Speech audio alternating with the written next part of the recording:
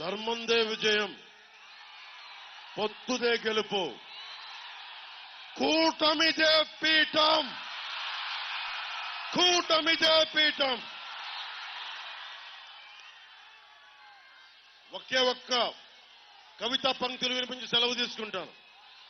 జగన్ చూసి భయపడ్డారు, వైసీపీ చంద్రశేఖర్ రెడ్డిని చూసి భయపడ్డారు, మాఫియా సామ్రాజ్యాన్ని చూసి భయపడ్డారు. మీకు గుండెలో ధైర్యాన్నిచ్చి ఒక కవిత చెప్తాను.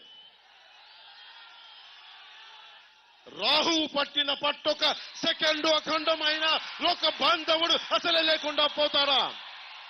మూర్ఖుడు గడియారంలో ముళ్ళు కదలని కంటే ధరాగమనమంతటితో తల కింద అయిపోతుందా? కుటిలాత్మల కూటమికి ఒక త్రుటి కాలం చేయమొస్తే విశ్వ సృష్టి పరిణామం విచ్ఛిన్నమవుతుందా? దళితు లోకమేకంగా దారి కడ్డంగా నిలుచుంటే నరజాతి ప్రస్థానం పరిసమాప్తం అవుతుందా? వైసీపీ రాహువులాగా 5 సంవత్సరాలు పట్టింది, తొలగిపోతుంది.